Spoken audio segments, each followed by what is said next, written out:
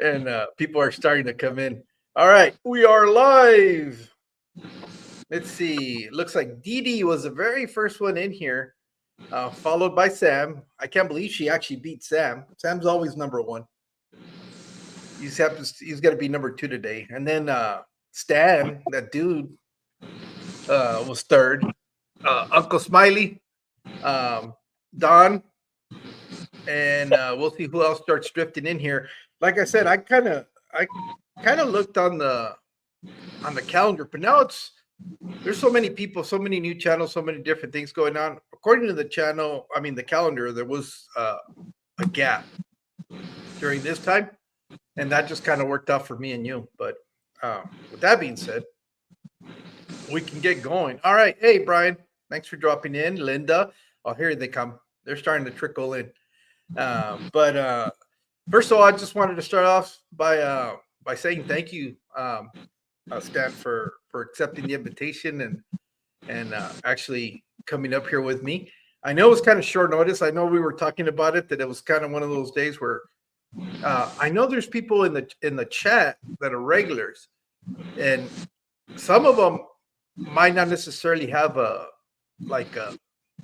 regular video posting and stuff like that, but I've always known it took me a long time to decide that I wanted to even start up a channel, but there was times where I would be participating in the chat and I'd be like, I wouldn't mind going up on a live stream, even though I didn't have any videos or anything like that, just because of what was going on in the conversation and stuff like that, or just trying to get to know somebody a little bit better.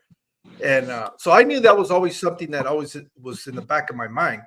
So that's why the last live stream that I did by myself, I was kind of like, anybody that's interested in coming up here, you don't necessarily have to have a channel. I know that's what Rico Stan used to do. He would have people send him emails of anybody, but he had a long list. I mean, I know he was showing me one day, and he had like a backlog of 30 people that wanted to come on and be on his live stream. And he used to do them a lot more regular than I did. And so I know there's always interest, and not everybody necessarily has to have a channel. Just if you just want to come up here and talk, I'm open to it. And I know you were one of the takers that day. And you're in the 80s now, aren't you? What's that? You're in the 80s now, aren't you, on these? Yes, I think this is what, 85? Yeah, that's a ton, man. You know what? I was surprised how quickly it got there. That's the part that surprised me. It doesn't feel like I've done that many. And it wasn't until somebody mentioned it in the last, it wasn't even in my live stream. I think it was Jesse from Just One More Fish, who mentioned it, and it was like, oh yeah, this is number 84. And I was like, holy smoke, I've done that many. I'm coming up in 100 pretty soon. Yeah, I did my first one. I've been on Father Fish's show and tell a couple times, and that's the first ones I did. And I think I've been on M&C and Outside. I thought I saw you on Happy Place Aquatics once, or the very first time I actually seen you. No, I probably wouldn't have gone there. So it must have been Mike then. I know it's one of the ones that I would kind of watch. But it was an open panel. I know that because I know Mike will do open panels. I see M&C's doing that mic drop thing. I think we need to get together with Brant and Jeff and do some kind of bearded one. Well, aren't you part of the mic one? Oh no, you're Stan. You're Stan. Yeah. You're not a mic. I got to catch that on replay. I haven't seen it yet, but I bet it's good. Yeah. But as far as I know, you're the only Stanley, right? Yeah, I think so. There's another Redneck Aquatics, but he's not active. Oh. Yeah, no, I know. Yeah. Yeah, because I did, but he does fishing, doesn't he? Isn't he like a fishing channel? He's more of a fisherman, yeah. Yeah, he's a fisherman, because I remember when I was trying to find your channel, I couldn't find it. I was like, I had to go back to one of the live streams where you made a comment, and I went to your channel, and I was able to get to it. But when I typed it in, I was like, how did it? What is? I know it's redneck, but is it together, separated? And then do you have to have the parentheses to say it? And I was like, I'm just gonna go back and because I tried it like 3 or 4 different ways and it wouldn't come up. And that like the fisherman's guys channel would keep popping up. And so I was like, damn it, I know how to fix this. So I went back and I found the first comment that I saw you on and followed your link to your channel, which is one of the things that when I do the plug, that's why I like to do the hyperlinks because they're small. The channels are so small that you could type it in just right and it still won't come up sometimes unless you actually have the actual handle with the ad on it. You know, they just I don't know why YouTube will bury them. I don't get it. It just doesn't make any I really sense. appreciate the monitors when they put those links out. Makes it real easy just to hit it and go subscribe. Which I'm glad you mentioned that because I can see Christopher doesn't have a wrench. Let me fix that real quick. You froze up, Mexicali. Am I still frozen? Yeah, you're cutting out. Yeah, it's probably because I turned this on. Hold on. Don't leave me alone. I don't want to dance or anything. Am I still gone or am I back? Is it still frozen? This is not good. Let's see what's going on. Am I still frozen? Hey, Stan, can you hear me? Yeah, I'm here. Okay. Now, am I still frozen or not? Not now. Oh, okay. Well, Yeah, it's going in. It's going in and out. It's doing that again. I need to better my my internet then because this is starting to become a problem. Oh no, I'm on the right one. Well, you're good now. Okay. At the moment. Yeah. Well, let's get this going and let's get going and give it a start. I don't know, Stan, if you kind of want to introduce yourself a little bit for those people that might not know who you are and give out your little information on your channel and stuff. Yeah, I'm name is Stan Pittman.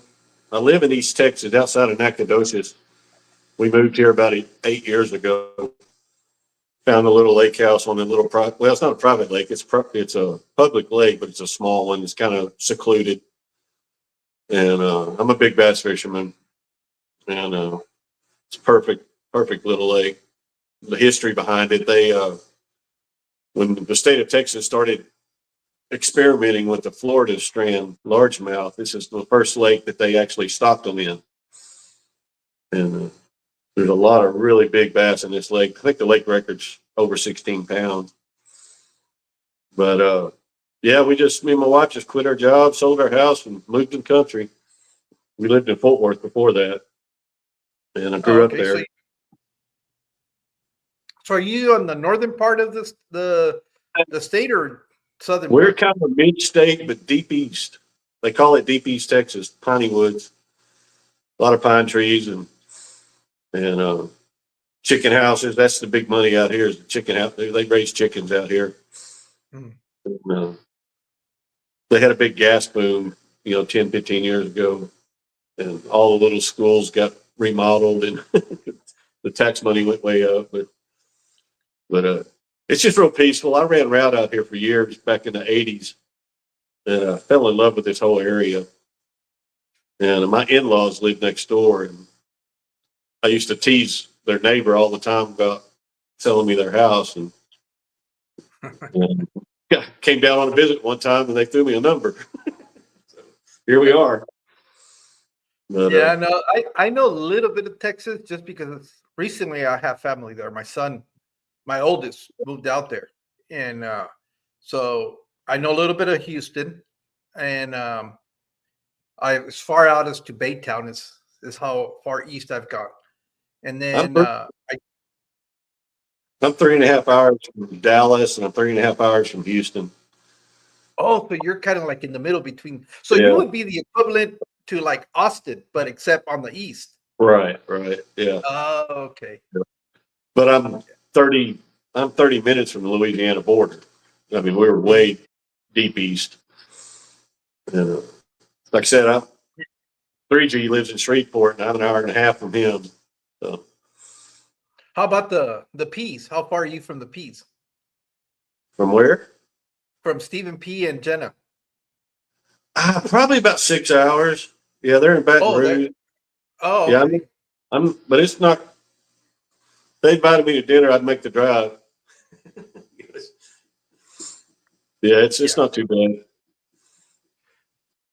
So But, where's 3G at? Is he in Louisiana? And he's in Shreveport. Louisiana. Yeah, Shreveport, Louisiana. Okay. So where's New Orleans in relations to that? Is that kind of like in the middle? I don't really know.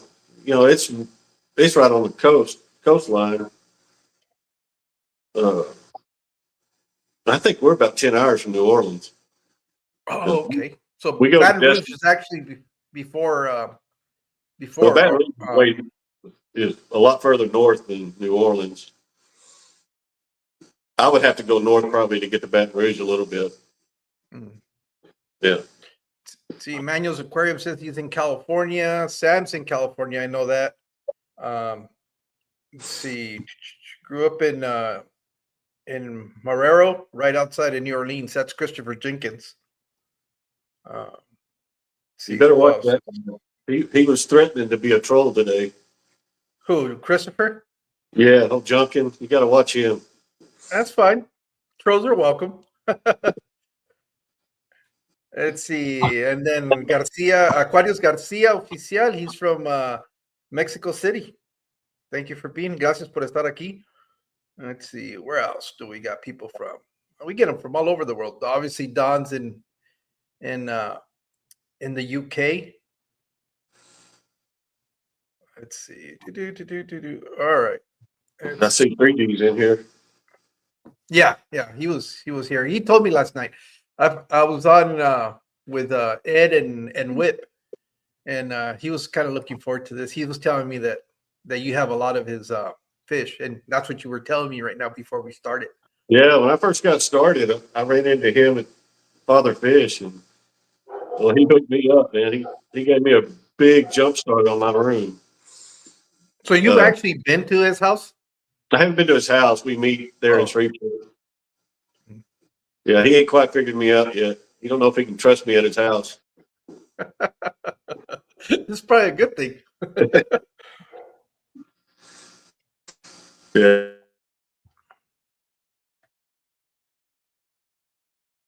Is it me? I know somebody's frozen, but I don't know if it's me or it's just Stan. This is getting pretty bad. I'm in Missouri, 4 hours from MNC. Oh, Cheryl, yeah. And 5 hours from Sarah. Is Sarah in Wisconsin? I thought she was in Wisconsin. I could be wrong. But yeah, okay. You had frozen there for a second. You're with me, Stan? Yeah, I'm here. Oh, okay. You stood still, and I thought you were frozen. Well, it buffered for a minute. Oh, Iowa. My internet's been great all day, and it's going to screw up now. Well, it's probably the satellite's probably getting further and further away. Oh yeah, you're freezing up. Let me see. We've had a couple of people. I hear him, but I can't see him. Hey, Jesse, there he is. He's back. I guess my internet's acting up. That's okay. We'll work through it. Now, I know you mentioned when we were backstage that you went from like 0 tanks to like 30 relatively quick. So when did you start? I mean, your trajectory, is this hobby recently new, or is it something you're coming back to? I probably had 15 tanks back in the early 80s. And I lived with folks till I was 20. Had a big room, had a lot of tanks, worked full time, had plenty of money. And then marriage happens and kids, and I just got away from it. And believe it or not, was just cruising YouTube one day and ran into Father Fish, and kind of got interested again. And I put up a couple bowls, and I had an old baker's rack, and I had Yeah. got 2 bowls, and then it turned into 5 bowls, and then it turned into three tanks, and then I answered an ad on Marketplace for a tank, and I get there, and it's a warehouse, and it was a Dutch couple that built their own tanks, Oh, and okay. they were getting out, and I ended up buying like 5 tanks for $70, and these are big, heavy glass. And then I found the Petco's 50% off sale one time, and ended up with a truckload of tanks, and it got away from me in a hurry. My poor Now, wife, she's been great. So back when you were keeping fish originally, what kind of fish were you keeping then? just a hodgepodge. My uncle had a assumed name, and we would go to Dallas and buy them wholesale. Oh, okay. And I had a lot of jewel cichlids. I had a lot of cichlids then, that's South American, and I had bigger tanks then than I do now. But No. Now, were you running a little business back then, or was it just personal no, collections? no, they were all strictly show tanks. Oh, okay. And how about now? Is it still just show tanks? Man, I'm kind of in a. I don't want to ship, Mm-hmm. and I'm so rural. Anytime I order anything online, I have to add a day or two, Mm. and it's so hot here. I mean, it was 100 degrees today, and I, I started out with the intentions. I just started out with live bears. I really like live bears, but I had to buy Petco fish and fight them and get the healthy ones. And hell, most of them, when they have babies, the parents would die, but the babies I would keep and grow them up and start that way. But uh, but now I'm kind of, I really like the Limias and the Gadillas, but my room's a little warm for the Gadillas. But I've got 3 strands of Limias now, and I'm probably going to go that direction for a little while. But I'm gonna. I got my first African cichlids, and like I said, 3G gave me a avocado puffer that I'm really enjoying. Saw it. And I've got a couple lines of guppies. I got one of 3G's lines of guppies. It's just incredible, and I enjoy them. And I got some white platinum guppies that are pretty cool. And I think I'm going to dedicate a few tanks just playing with guppies. And Now, are the platinums breeding for you? Because I thought those were sterile. They were kind of like. dude, mine. I started out with a trio, and I just hooked 3G up with some, and I started out with a trio, and man, I had 100 before I knew it. Yeah, because I remember I was buying them from Petco. I used to when I was in El Centro, and I tried getting them. I didn't have females, but I was trying to do the reverse, lineage stuff where you could just find a female and then start breeding them back out again. Never got them to get any of the females pregnant. And I had That's like a what group of. I've got a ton of them white females, and 3G gave me 2 blue guppies. I forgot the name of them, but really, really high end blue guppy males. And then his King Kong guppy males, I got a ton of. I'm going to put these white females with them in a tank by themselves and just see what happens. We'll piss off Yeah, all purists, but I've got a platy line. I've got a platy line. I found a platy at a pet store that I really liked. It was solid yellow back, solid yellow belly, was full black body. And I brought it home and put it in a tank with 3 just solid orange platies. Well, now I got a tank with just the F1s in it, and I've got 7 or 8 that are black bodied with the orange stripe, and that are really cool. So I'm going to breed them and see what happens. But I kind of like playing with that, but I have a hard time. I don't have anywhere to get rid of stuff. I was going to ask you. You don't have any local stores? No, To where no. you We got a Pet Sense, and I've talked to them, but their company policy they won't allow it. which I don't understand. I take store credit, but the fish that they get are Yeah, so sick. Every time you go in there, they're sick. And might be a contract thing. That's kind of what it's with the PetSmarts and the Petcos. They kind of have contracts with the big farms, and that's why they get the pricing they do, because they're just buying for the entire business instead of having to deal with the one store here, one store there. So, there's a but Petco. There's a Petco in Shreveport, and it's probably their management. They don't buy fish, but all their tanks are dirted and planted, and their stock's pretty healthy. It's funny how the pet smarts, they all suck, but some of the Petcos have let their fish people do their thing, and they're not too bad. I've bought quite a few fish from them, but I drive to Dallas 3 times a year for the DFW Aquarium Association swaps, and they do an auction, and that's where I got the white platinum guppies at. And there's a local bristlenose breeder in Cleburne that I bought quite a few bristlenose from. I can just go to his house, or he'll be at the swap. But I drive to Houston a couple times a year just to go to the fish stores. Houston's incredible. yeah, I know the one in actually they have some really good stores there in Houston that I got to go see. Well, one of them's like further west, out by closer to Katy than Houston, and that Yeah. was it 316? Is it 316 Aquatics? No, 360's in Houston. Oh, That's okay. that's my go-to. That's where I've gotten 2 of my strands of the Limias. I've got a short Yeah, video. I've got a short video out I put out this week on the banded Cuban Limias, and I man, saw that. they're about the coolest ones I've seen with the markings. Yeah, I was looking at those. I hadn't seen those before. Uh, see, I'm kind of like you. My room's too hot, but the Lemias seem to be doing pretty good, and they're Yeah, just going. they're out of the Dominican, so they're truly tropical. I fixed to split Yeah, that tank because I'm going to get 2 tanks of those going. I'm going to hook 3G. I think 3G wants some too. I'm going to get him going. They're my favorite so far. I've got the Limia Perugia and the humpback Limias, and yeah.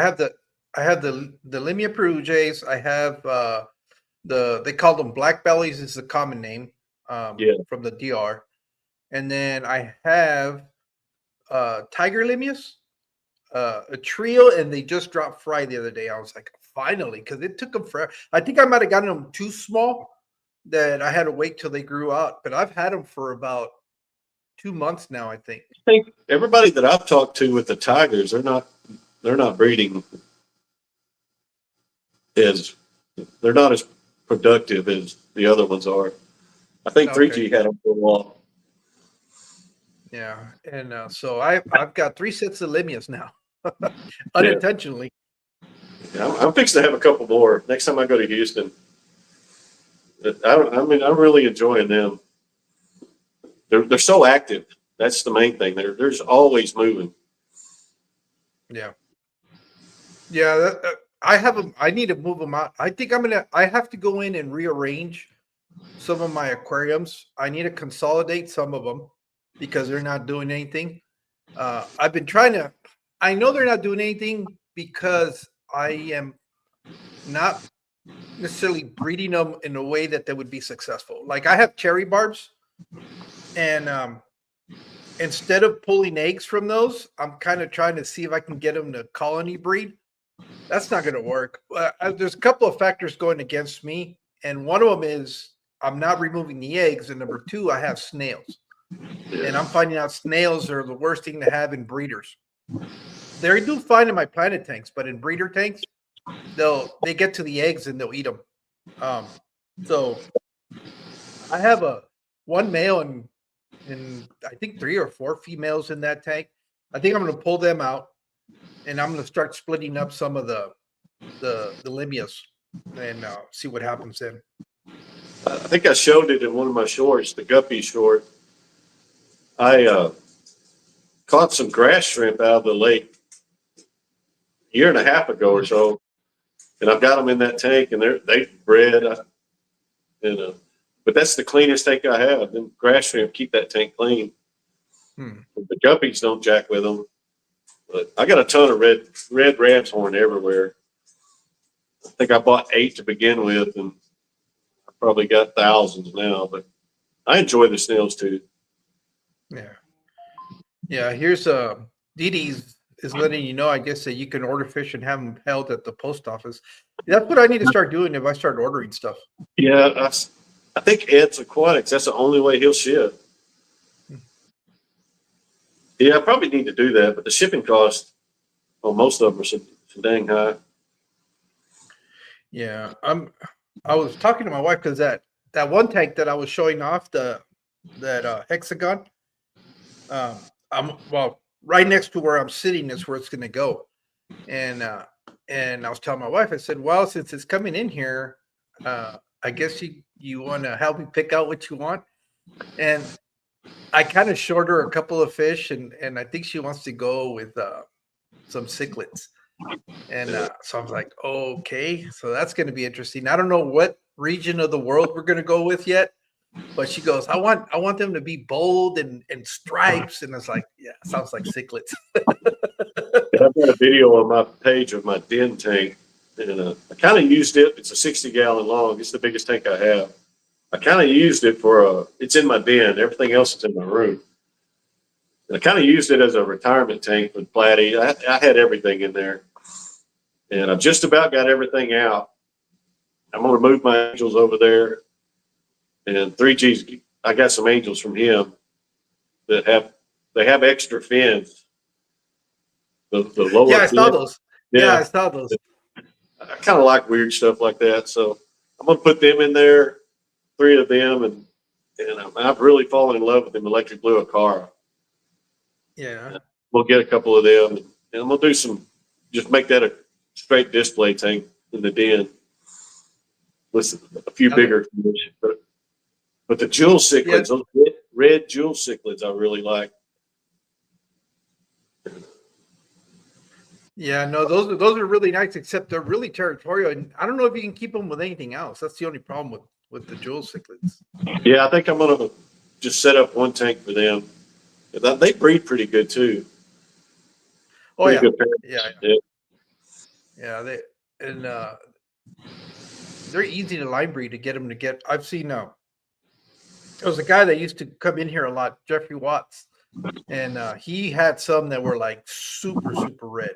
I mean, they were almost like neon red, and those were really nice. He always kept asking me, but I've never, up until recently, I didn't want to have like a species only tank.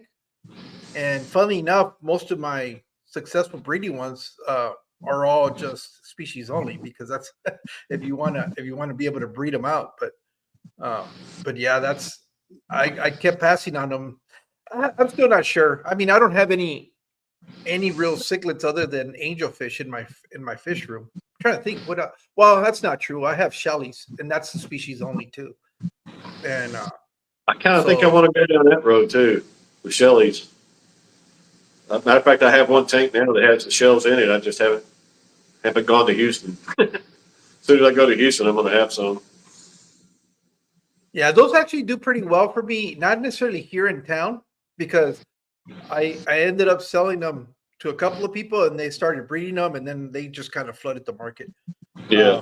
But I have a fish store in the one that I go to in Phoenix, and every time I go up there, he goes, if you have shellies, bring them. He does pretty good with them, especially because it's a smaller cichlid, so you can people that he does more of the smaller size tanks.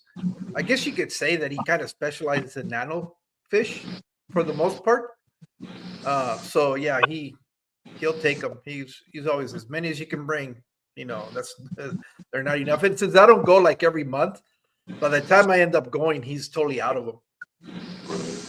I went to a swap in Dallas like 3 weeks ago or 2 weeks ago. I ran into Pile Aquatics. I bought my first pair of killifish from him, and they're pretty cool.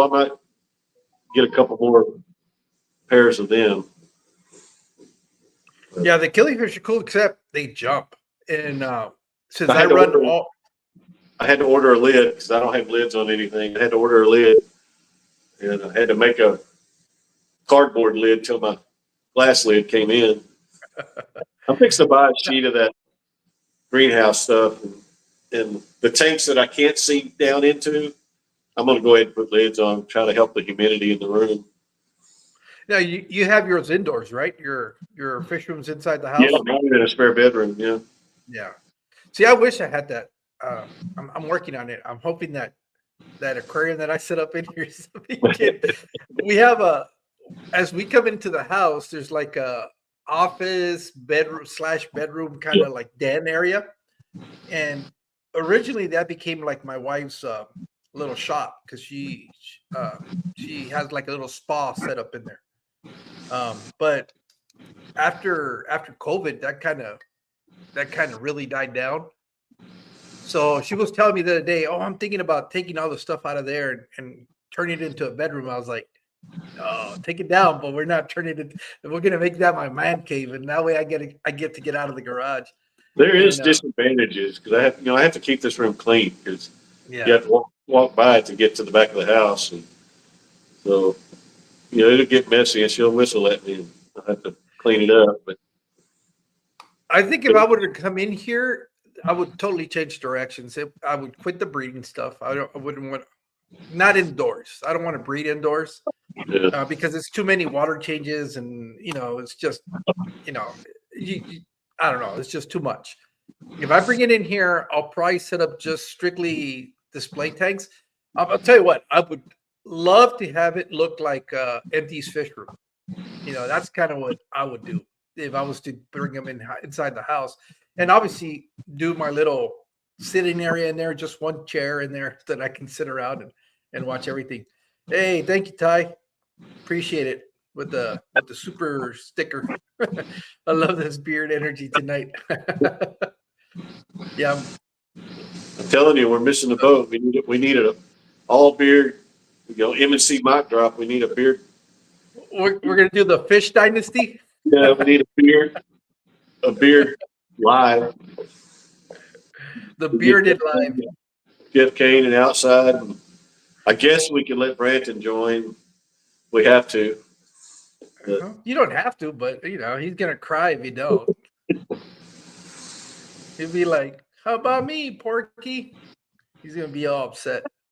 Yeah, no, but I don't know. I mean, that's just like wishful thinking. That if I were to do it in here, and obviously the stands would have to be, like factory made. None of this homemade stuff because she's gonna want it to look finished. And you know, I don't know if I would do. I don't think I would do more than 4 foot tanks. Probably even go smaller and go with like cubes and stuff like that because those are a little bit better for scaping. And I think that's what it would be, just aquascape tanks, different types. But that's what drew me back into the hobby. And for a while there, I think I'm going to get away from it, but that bug hasn't left me. I still really haven't gotten into really doing it once because it was expensive at first. I used to think they used to have to buy rocks from the fish store, and you go buy rocks from the fish store, you're paying like $5, $6, $8 just for one rock. And, that's what happened to me. That's why I was so drawn to the father fish thing at first. It ultimately screwed me, but I'll go into that in a minute. But I was setting these tanks up for nothing, and I was getting a deal on the tanks, and of course this lake that I live on is really pristine, and I was harvesting the wood from there and the hornwort. We got hornwort out the wazoo in this lake, and there's some other plants I've got growing in here from the lake, and it just wasn't that expensive. So I built the stands, and I think I'm fixing to reface these stands with cedar fence pickets, the wide ones, where I can cut them to fit and just kind of plank them the fronts so they look a little more finished. But man, I struggled. I didn't have plants back in the 80s. We didn't, we didn't do that. And that part intrigued me, but I struggled for months. I killed everything I tried. And See, I was struggling because I didn't know that plants were grown immersed and that they had to go through transition. So I was a dummy that was, as soon as the leaves started falling out, I thought the plant was dying, so I'd pull them out. And yeah, all it was doing was transitioning. And I I was didn't know that. It took I me a was while to killing figure that out.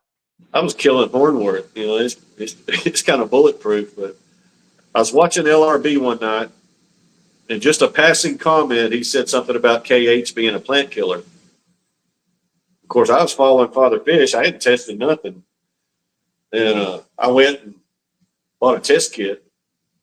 And my hardness, I was total dissolved solid was 800, and my KH was off the charts.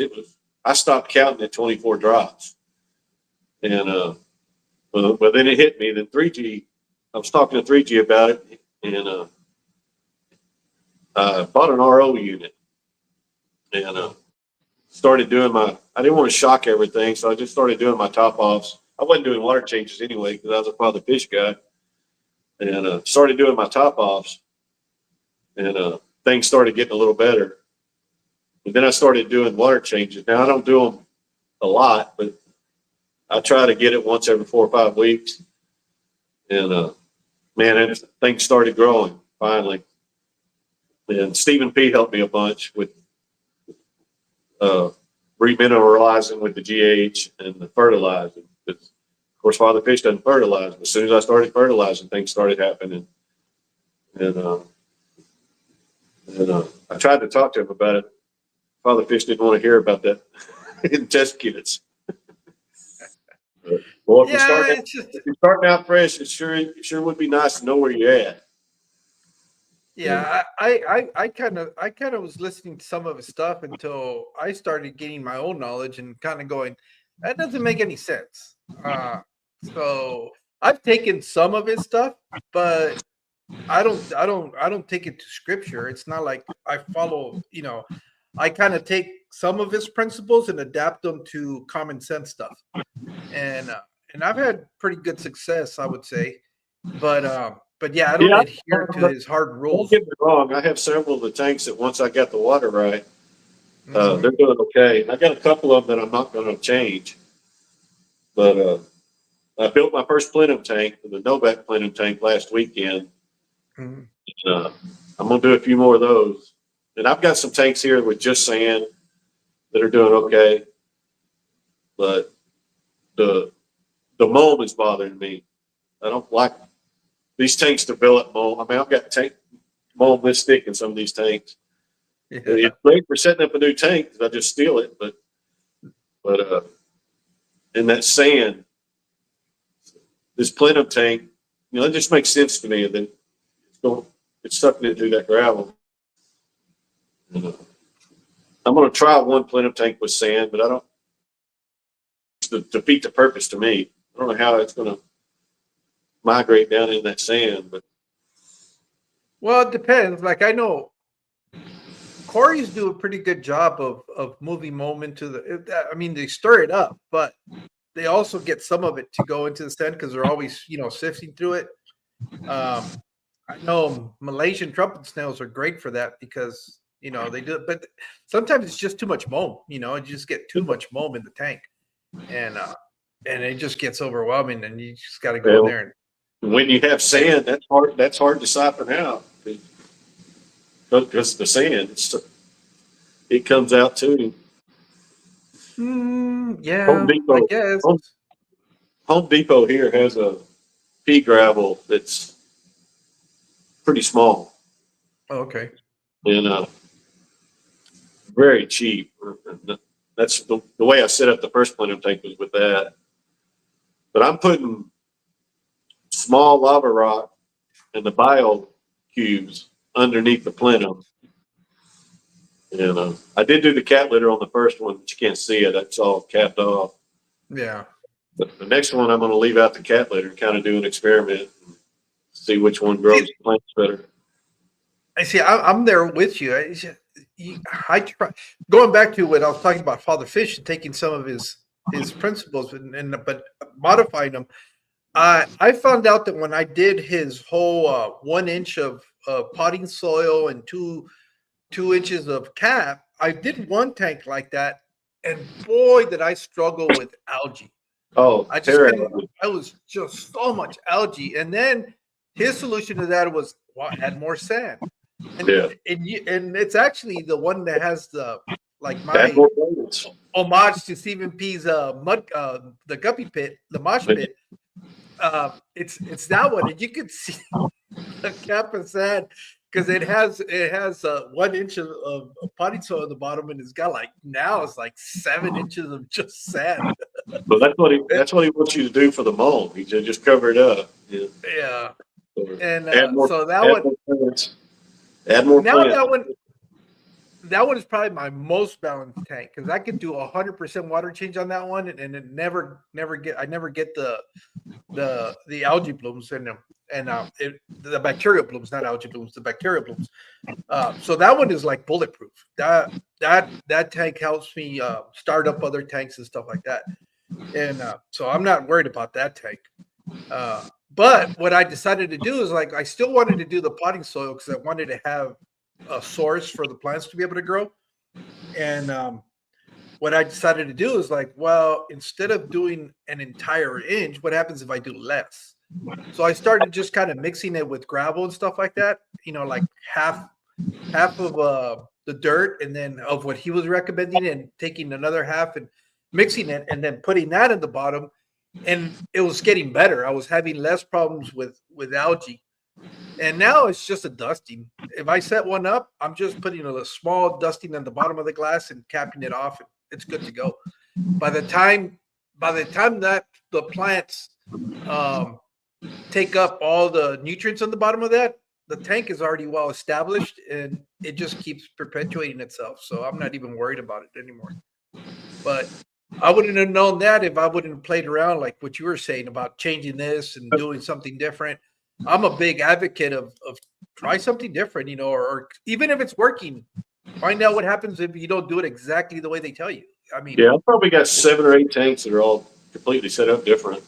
They're all sand I got one tank that's all gravel. Just trying it, but and then I get a lot of. I've made bowls for a lot of people that want to they think they want to get started, but I'll just grab a handful of that sand out of an active tank and put it in the bottom of the bowl and cap it with gravel, and for bettas and stuff for people. But I've got a lot of tanks at the school too.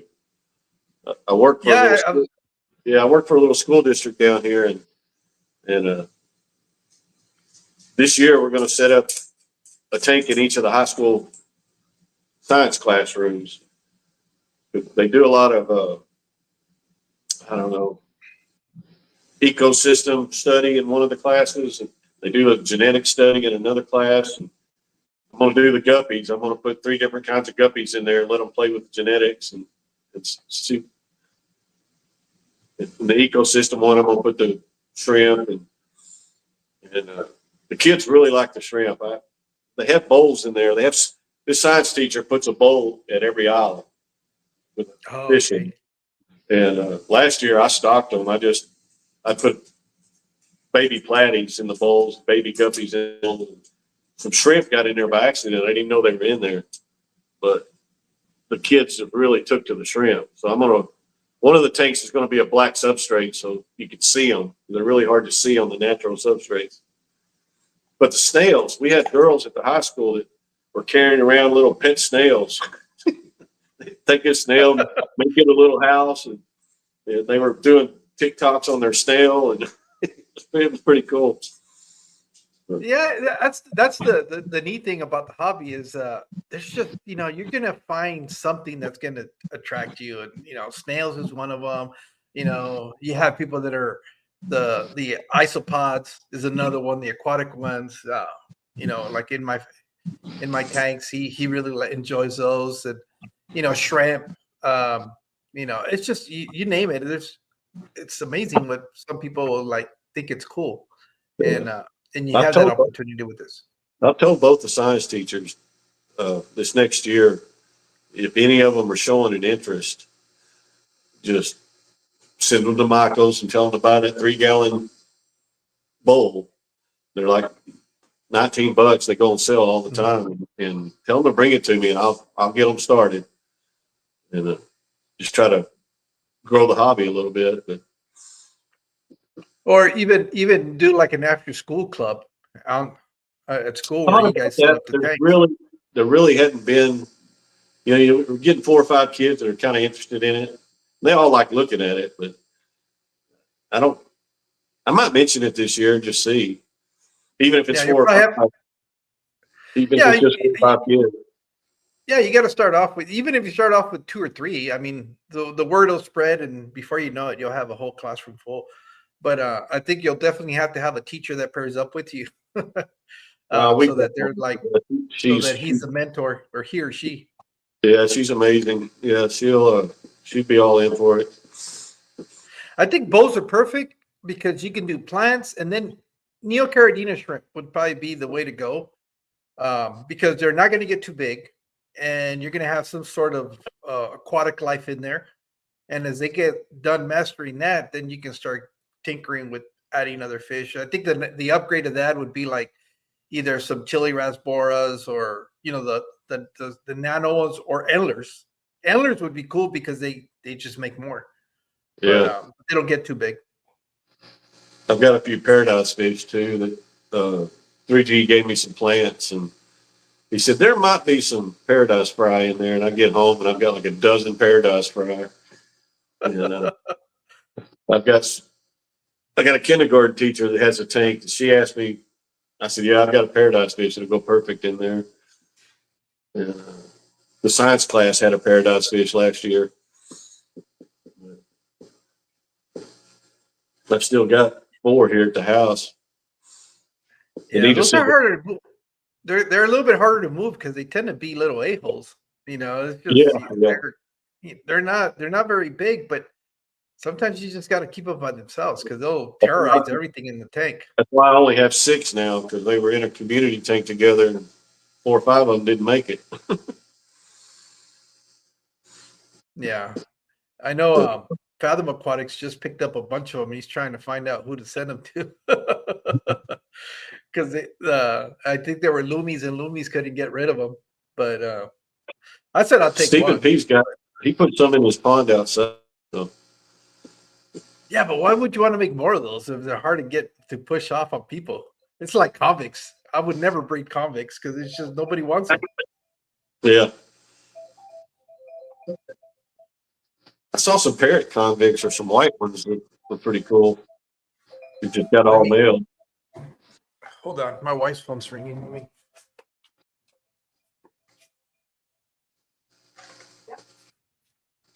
me.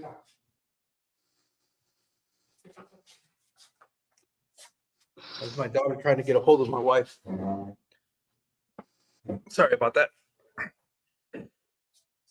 Yeah, no, it's just I thought it was kind of fun last night being on an Edge channel talking about ponds, tubbing and stuff like that, and what would you breed out there.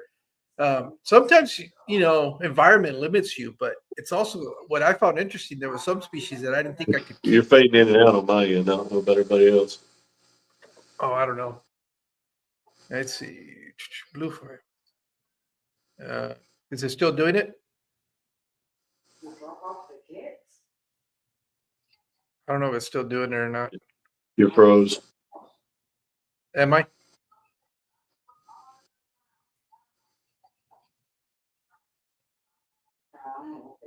Is it still freezing? I don't know. Let me see what's. It's all good. That's what they're saying. So I don't know if it's me. Oh.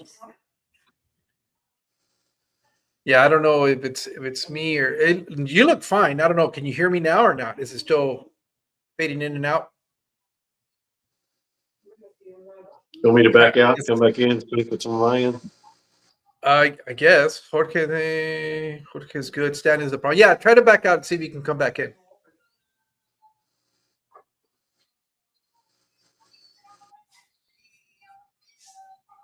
You'll be right back.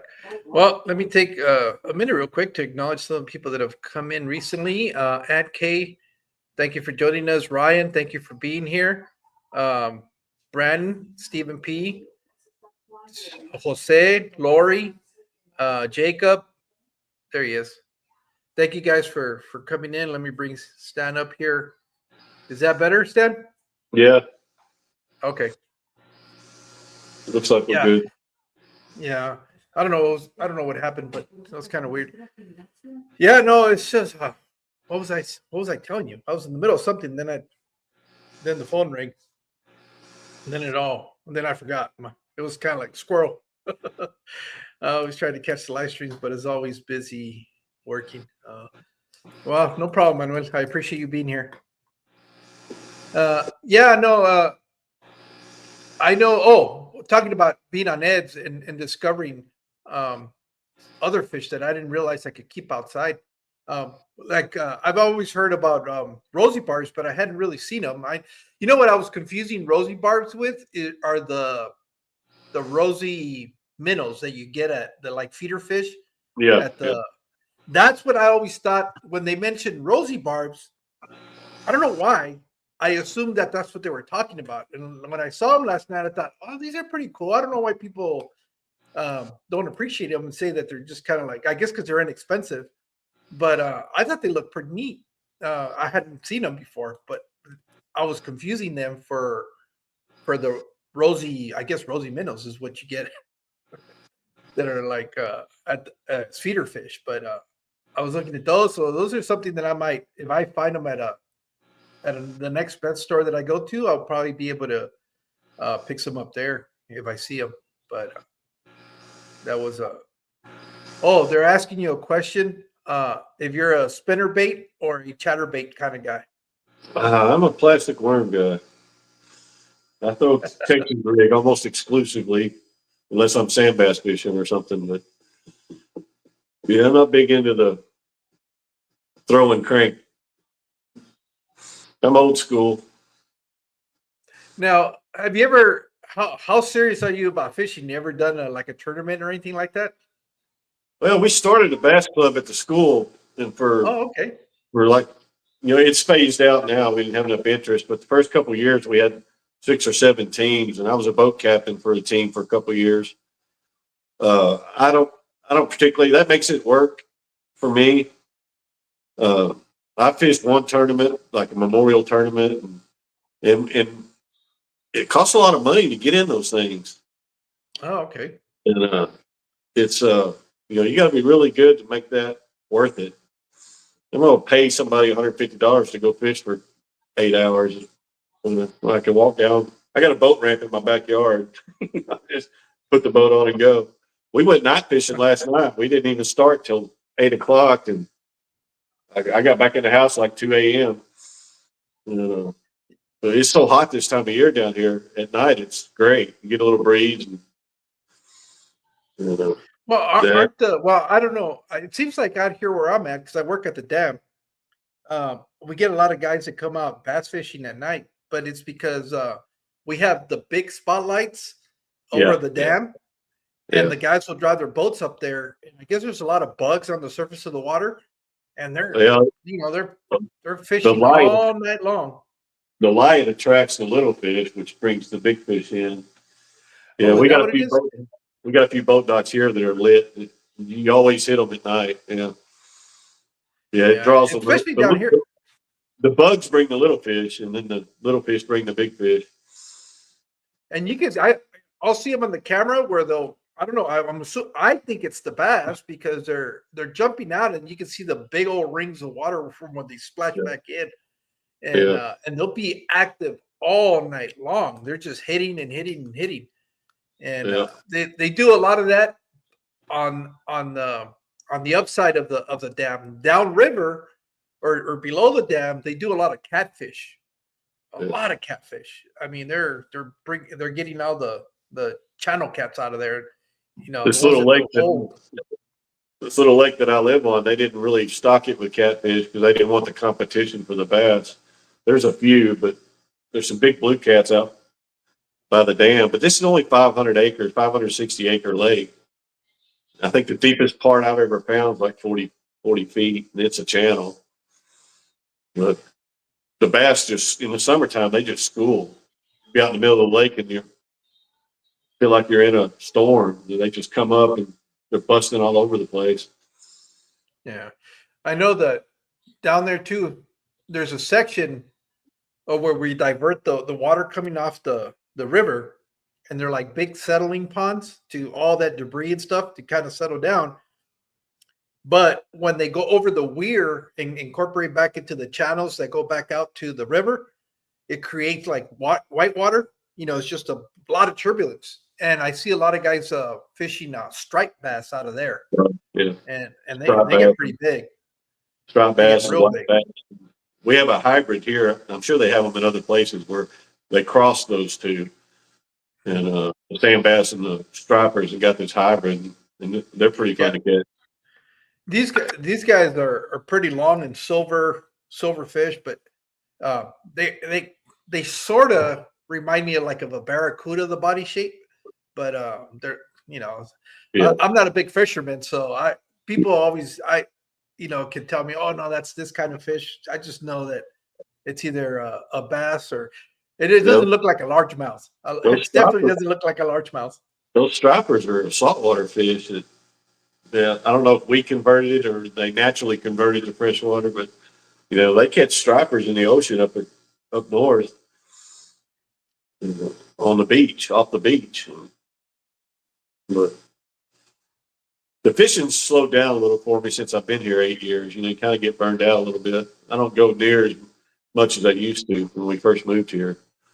But I have a dock that I'll go to in the summertime just the last 30 minutes a day. Like just jump off the dock and always catch a few. But mainly It's when I funny have because guests. We it's have funny guests. because a lot of people that find out that I work out there at the dam, they're always ask you, "Hey, where's the best fishing spots to go to?" The irony is, I don't even fish. I'm not a big fisherman. I have access to where people don't have access because I'm an employee there, Yeah.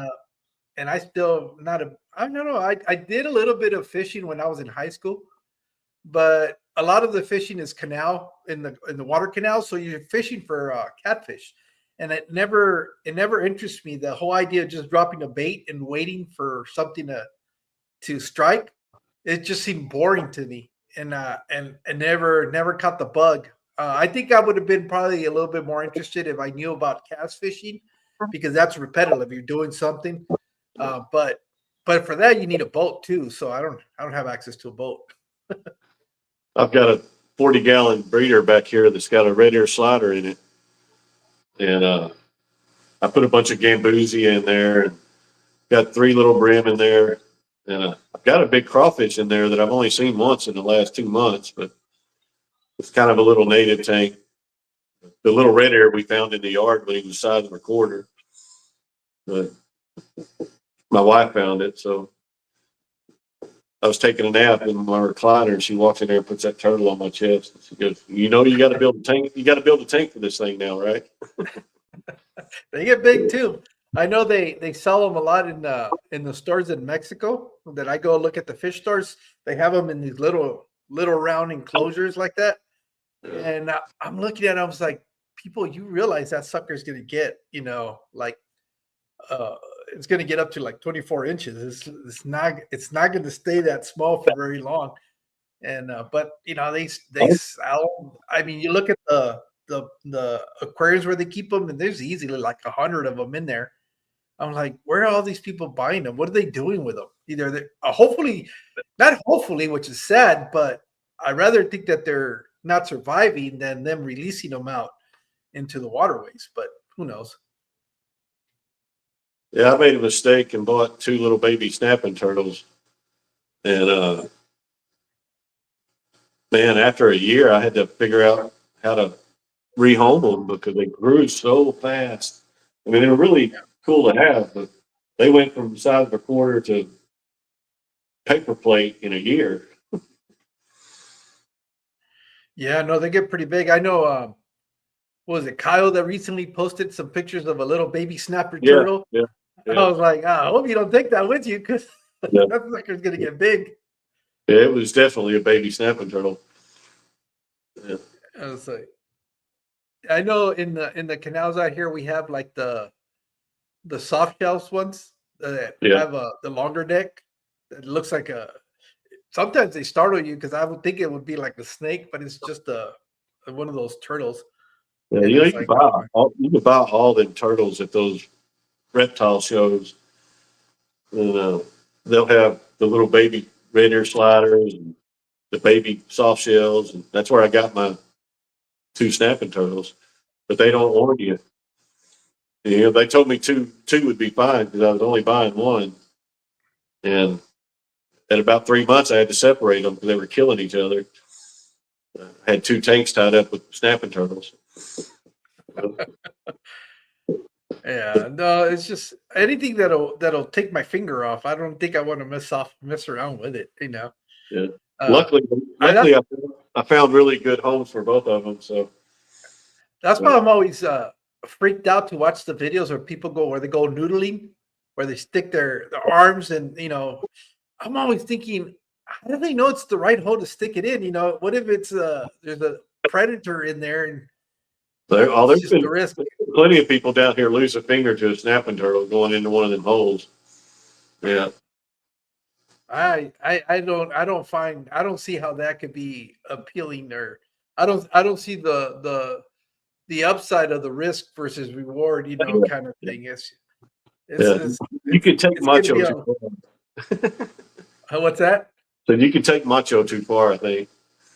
Yeah, well, it's even ladies going out there and doing it too. And I was like, oh man, imagine you Oh, get like yeah. an alligator turtle or something There's that's a lot bigger that, that'll take a hand.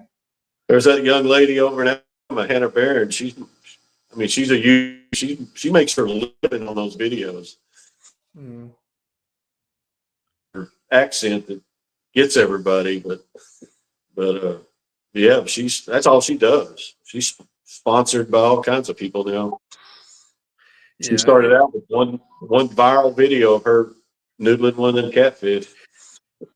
Now, here's what I don't know. Are they doing this because they know in that area that type of species doesn't live? Or are they going beforehand and kind of checking the area? Or is it just kind of like Russian roulette? You never Yeah, know when. it Is that it's really what it Russian is? it's Russian roulette. Yeah, Oh, I mean, they're going to the same places every time. And actually, her and her dad, they build plywood boxes and sink them, and then catfish claim them. And okay. I mean, they do the riverbank thing too. And Oh, so they're but cheating a little bit. Is that what you're telling me? I guess that's not cheating. The rednecks, that's not cheating. That's just getting groceries. Oh, speaking of which, okay. Why did you decide to go with redneck?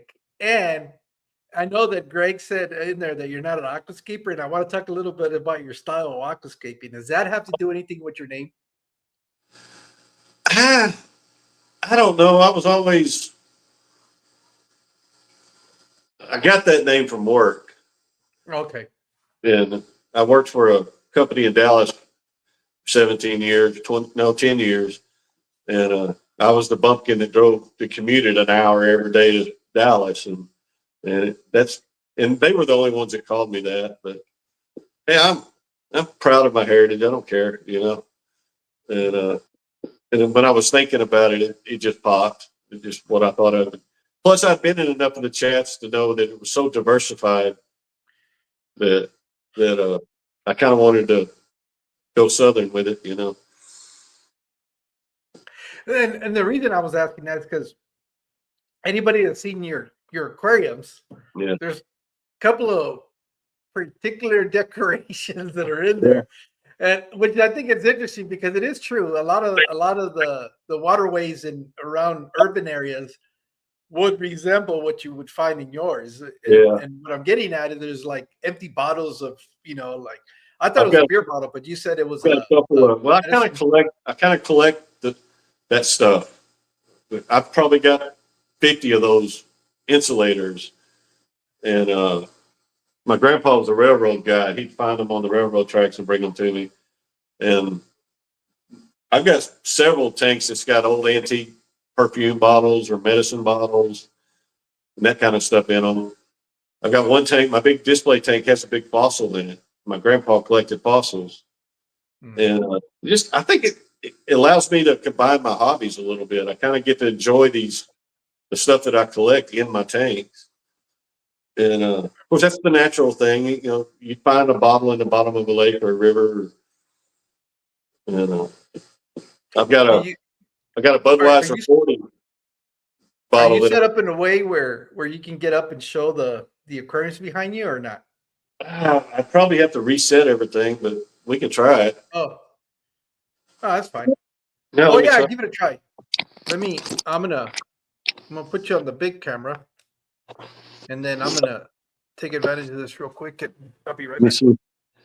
Let's see if I can get the TV up to time. That way I can look up there and see if y'all can see it. Yeah, here we go.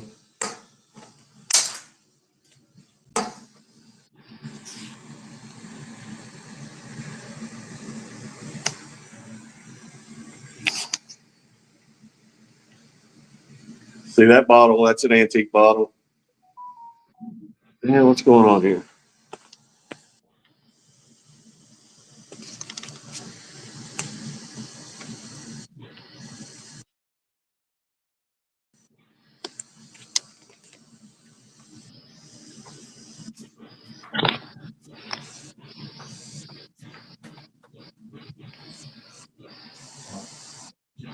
You're trying to turn the camera on it.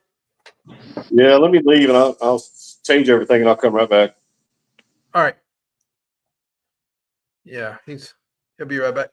Uh, Let me see. Yeah, if you haven't had a chance to go check out his aquariums, I thought they were interesting because it's uh when you think of a biotope of your immediate area, that's kind of what I would envision. You know, I know out here some people are not the brightest and they'll throw in empty beer bottles and you find all sorts of trash out here.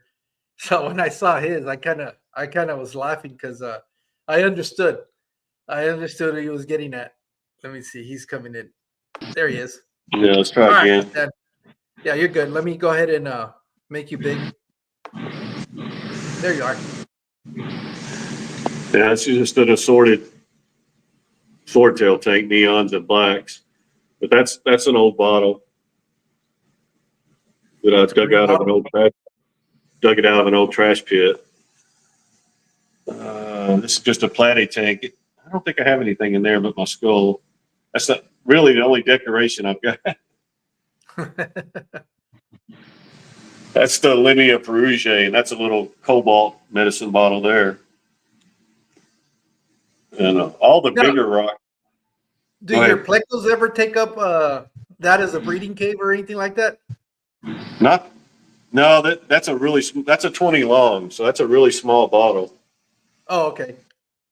That bottle you were asking me about earlier, Yeah, you know, that it looked like a beer that's bottle. yeah, that's a 20-gallon long. That's a little methylate or monkey blood bottle from back in the day. Oh, okay. You know, got another old bottle in there. This is the 40 long. I've got some guppies in it, and I had some extra male Amica Splendids in there. But I got a couple of the insulators in that tank too. Yeah, those used I to don't be. know. We used to shoot those off with the 22 when we were younger. We didn't know any better, and that we Yeah. shouldn't Oh be yeah. doing that. Let's see if I can get him. Let's 3G's puffer. Oh, the avocado. Oh, there he is. Yeah. But that's the Cubans. Yeah, those are nice. I like those.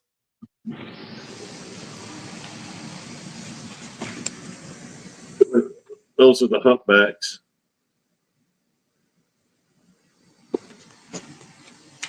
Now, how do those do in your fish club swaps when you go?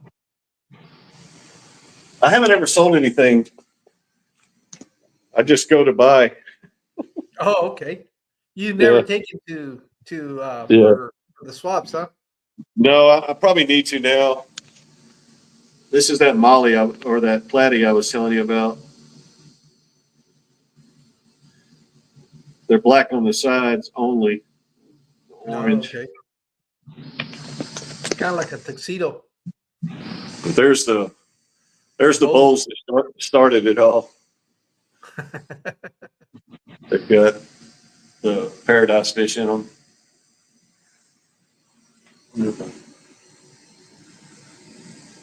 These bases came from Michael's too, or Hobby Lobby. Get the betta police after me now, saying it's too small. yeah. Well, Both those bettas are 2 years old right now. they're like 2.5 or 5s. These are 2.5, yeah. Yeah. Got two of King Kong guppies in there just with some mixed females. Koi betta in there. There's the little blue guppies that 3G gave me. Those are nice. There's some blue dreams in there, but they're real little. You can't see them. But here's 3G's retarded angelfish. I can't get him. There he is. He's got With these the extra extra fins. ventral fins. Yeah, they're extra. Makes them really cool. I like them. But this is the pair I had to separate where the other one's hiding because they were beating up the other ones. They laid eggs a couple times. They don't really want to breed them because of their defects. But that's the white platinums. Yeah. Yeah, the females are not white though, huh? They're kind of yellowish. Well, that's my water. Uh, Oh, when they, okay. yeah, when they came home, there's one of the shrimps. When they came home, they were solid white, and the ones that I've given away to people, but they go back to white in their water. Oh, okay. I'm not They really just sure. Most of my tanks have natural wood in it, so they get pretty tannic. so you think it's them kind of adapting to the environment then that they get a little bit darker? I don't know. I'm no biologist, but it, it definitely happened here. If they were solid, well, they're called platinum white, so they were shiny white, almost silver. Uh-huh. And there's a few of them in there that still are. But that big female right there, she was the original trio, and she was solid white when I brought her home.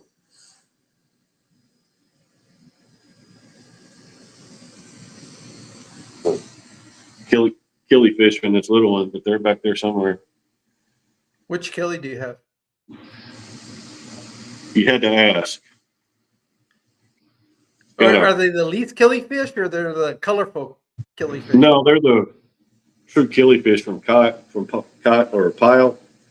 Oh, okay. Oh, But they okay. got So they're I've got it written down, but I couldn't pronounce it if I had to. yeah. I do have some least killies though. They're so hard to see. Yeah, they're Little five. tiny. Yeah, they're real tiny. Yeah, those do well at the fish swap. Surprisingly, they do pretty good. They say they're the world's smallest live bear. They're second now, apparently. Somebody said there's a smaller one. Let me reset this camera up.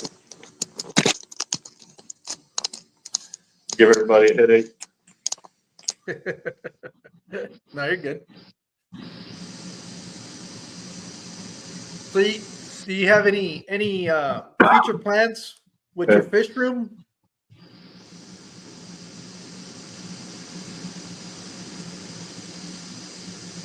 Are you watching us on the TV?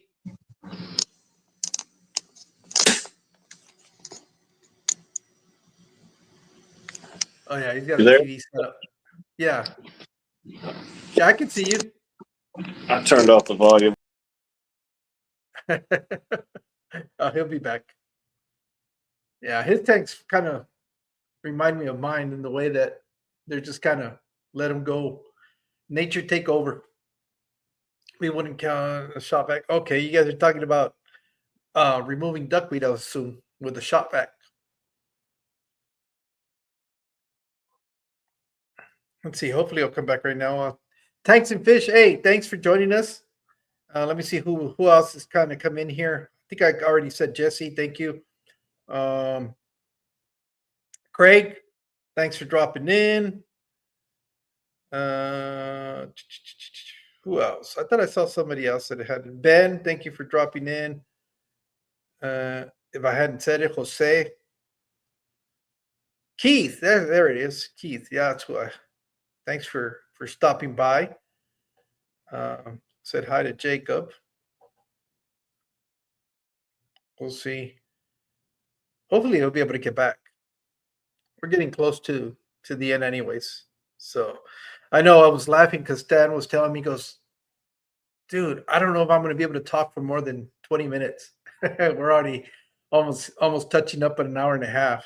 And I think in about an hour, I think Stephen P is going live, if I'm not mistaken. So I'll just wait for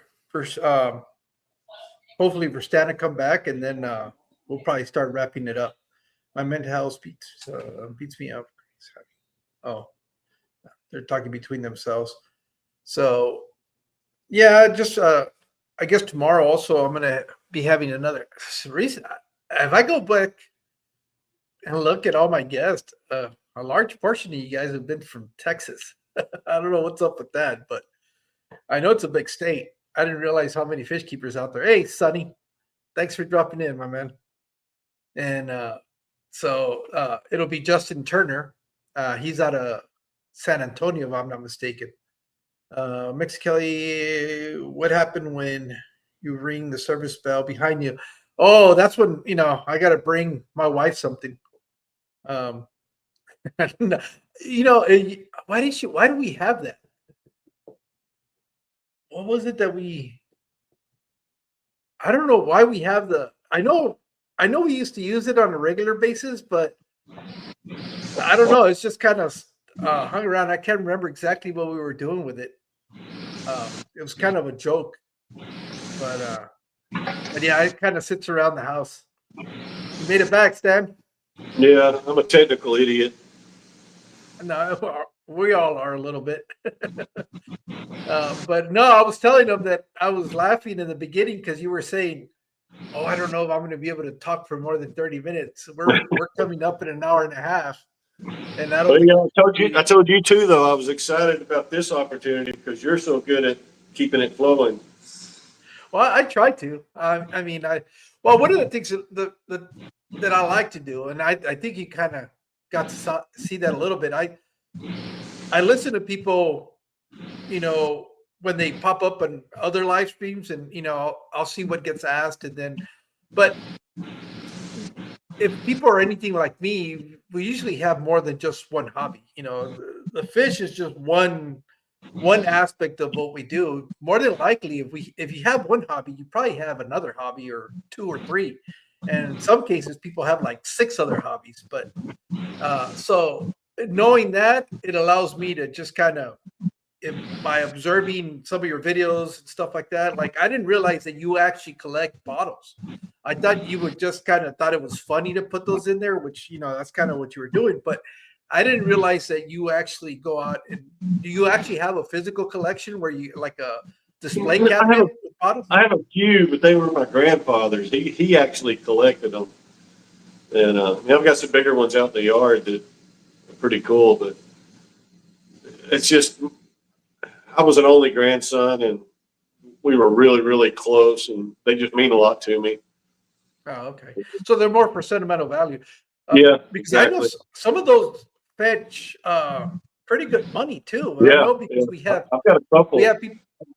I've got a couple of them shell ones where I have the base rock, and they actually come out. You can hold the shell and you put it back where it goes, and Oh, okay. pretty neat. Yeah, I didn't realize that a lot of that there's certain glass, I guess, that's very sought out after. Um, I know because where we live, there's a lot of old gold mines, and Yeah. one of the things they like to go look is where the town was built. There's always a trash area, and it's not uncommon to see people out there digging through the stuff to see if they can find um, bottles in there. Obviously, they're looking for ink. I think the full unbroken bottles are probably all picked out. Now they're probably looking for just bigger pieces, even though it's broken, that you can tell what kind of a bottle it is.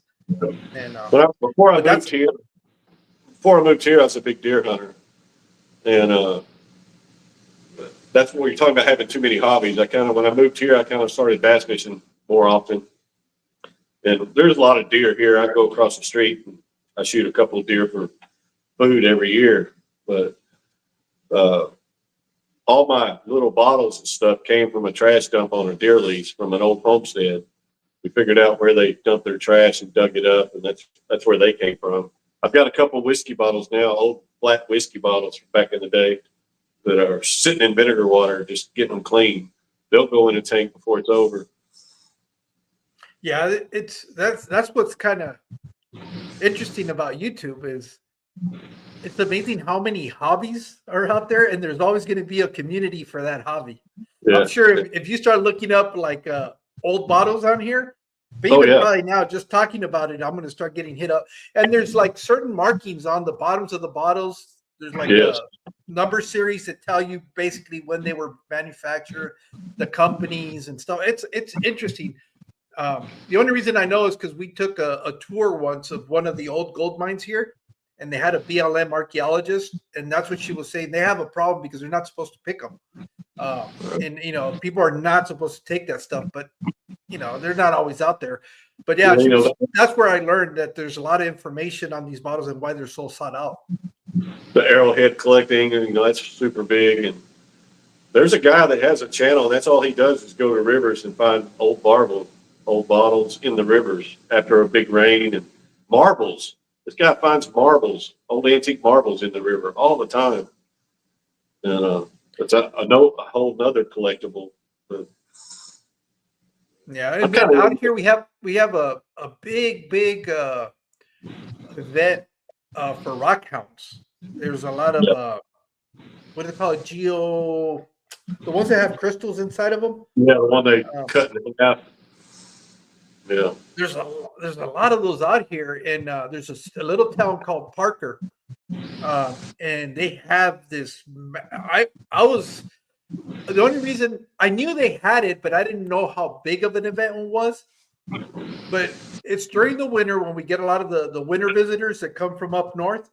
They'll have it almost towards the end of the winter break, right before they start, heading back to up north and stuff like that for the snowbirds. And we just happened to coincide that we were going to Vegas and we were driving through town. You go most of the year, and it's like a ghost town. It's just basically a couple of gas stations in Parker, and that's all there is. There's a couple of fast food joints, and that's pretty much it. Um, but when we were driving through there, I think it was this year, and it became like a city. All these travel trailers from all these snowbirds that are going back were parked there, and they had this big event that you could just see tarts. I mean, little like pop-up tents, just for almost a mile long of just all these displays with all these rocks and crystals and who knows what. it's like Sturgis. Yeah, it was crazy. I knew it by reputation, but I had never been there. I had no interest of ever being there. It just so happened that we were driving through that day, and it happened to coincide with their big event. And you had, all of Arizona. You get a lot of the winter visitors that come down here, and some of them will go, all the way out towards Phoenix and Tucson, and further out that way. And as they're all headed back, they all gather up there, and I didn't realize that rock hounding was a big activity for the snowbirds. That's what we call them, the winter visitors. But a lot of the turquoise too you see there and stuff like that. So It was interesting. I thought it was I wish I had even thought about filming it just for a short or something, but it was just kind of we were driving through and didn't even think about it. Yeah, my fish room here, I'm not going to go through that whole thing again, but I've got shelves up that have old mason jars and milk jugs and railroad lanterns. And I'm not through yet. I got some more shelves to put up. But I got some old hubcaps on the wall. I saw those. Yeah, eclectic stuff, Just all my collections will be in here at some point. Yeah, it's like I remember I used to always like the old signs for gas stations, but then they became like a hot commodities. And I Yeah, think it was because of American pickers that they started getting extremely expensive. It was like, yeah, wow. the signs are nuts. And but now they became so fashionable that we have a Hobby Lobby here, and you can buy like replicas of them. The reproduction, Yeah. yeah. And I was laughing. I was like, but the idea was being able to get the original ones, but it's cost prohibitive now. It'd have to die down and not be fashionable anymore. Kind of like those Or though, storage rent unit shows when they first came out. You could go to them auctions and get those storage rooms for next to nothing. And now, they've introduced it to everybody. well, what's big down here is not even storage. It's I guess from like the big box stores like returns, they go buy these lots, these big Yeah, old I'm assuming they're return items, and that is like you see them everywhere down here. People buying those things. I don't see how people make money off of that stuff because half of that stuff in there looks like junk stuff that I wouldn't buy. Excuse me. my wife, her hobby is refinishing furniture and the whole shabby chic thing, and she's really talented at it. But we do a lot of garage selling and estate sales and stuff like that. She's gotten so good she can rebuild drawers, but she'll buy this stuff for next to nothing and paint it. And Is she she has cutting out the dovetails for the drawers, or no, not yet, but she can put them back together, glue them, and yeah? she's building her own drawers now. I mean, the stuff that she buys generally is trash. She's gotten so good that she'll turn it into a $200 piece. Oh. Yeah. I know during the pandemic, that's what my wife was doing because she couldn't do her business at the spa, and most of our furniture pieces are exactly that. Stuff that she. Our house, right now, the house that I live in now, 3-bedroom house. We have a couch that we bought new, and I have an iron bed that was my grandparents'. Every piece of furniture in this house is something that we got at a garage sale and she redid. And it's nice. I mean, we got really nice stuff, but I used to joke around with her. I go, I'm afraid to go with you to the yard sales because then you're going to want to upgrade me too and switch me out for a better model. yeah. No, but I actually that's where I learned how to do a lot of the stuff that I know is because I was helping her put the stuff back together again and figuring it out and watching videos like crazy on. For a while there, my algorithm was nothing but woodworking stuff, and then learning how to do that stuff and how to put it back together, paint it, dye it, strip it, all that stuff. Yeah. Well, Stan, we've hit the hour and a half mark, or a minute and a half. But I know you were a little concerned with that, but I told you it goes by pretty quick. Yeah, it went well. It's fun. I appreciate you. Now, besides YouTube, do you have any other social medias where people can find you on? No Facebook, no nothing. No, I got a Facebook page, but I don't do any content on it really. That's just to keep up with my buddies. No, I'm talking about people reaching out to you, say that somebody saw something that we're interested that you might have or anything that. I'm on Facebook through Messenger. How does Brian know? I just started messing with the videos a little bit on YouTube, but they are what they I know are. you. I'm not ever gonna edit anything or anything else, but So your go channel is ahead. basically just to share what you're doing then? Yeah, yeah, pretty much. But I'm kind of Yeah. enjoying it. I was going to do a tour video, but I think I'm just going to do shorts on every tank, and when I get the room reset, I'm going to do a tour video. But Well, that'll be fine the way you're doing those videos. But I think even like right now, what you did, where you walked around and showed us, you could do a video like that. People really, I watch them. I no, that's watch not, people's fish the room tours are my tours, favorite ones. Yeah, yeah, and because it's always neat to see what people are doing and what their fish rooms look like and stuff like that. So yeah, I would don't discard that idea, but yeah. continue I'm to gonna do the do one. videos the way you're doing them. I've just got two or three. I've got 4 tanks right now that are in the middle of reconstruction, so I'd rather wait till And I'm those are completely good. finished. Those are good to do too because then you can do a follow up on them, But yeah, and yeah. people will come back and watch. And Before and I, after. I know, and here I'm preaching and not practicing, but a lot of the stuff that I like to watch is not necessarily like explanation videos or anything like that. I just like watching just people mess around in their fish room. That's one of the things that I always laugh at with Jeff Kane is he being there doing water changes and Yeah, you know one live stream we were literally there watching paint dry. yeah, So you'll be surprised. There's always going to be somebody that'll watch what you put out there, and so yeah, I like the short little videos, but it would be nice to be able to have like a full like what you did right now and just kind of walk people through what you got going on, even if it's by sections. I still haven't finished my. I know Jeff Kane was getting on me. He goes, "When are you going to finish up your fish room tour?" Because it was 2 racks that I needed to do, and I hadn't done them. I still haven't gotten in there and doing them, but yeah. it's too hot now.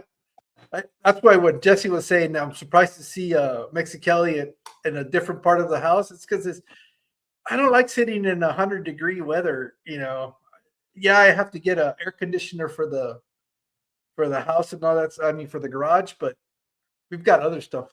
It gets miserable here. I mean, we'll be in the 102, 103, 104 range here pretty quick, but our humidity will be 50 or 60 or 70%. It, that's another fish rooms this time of year is perfect.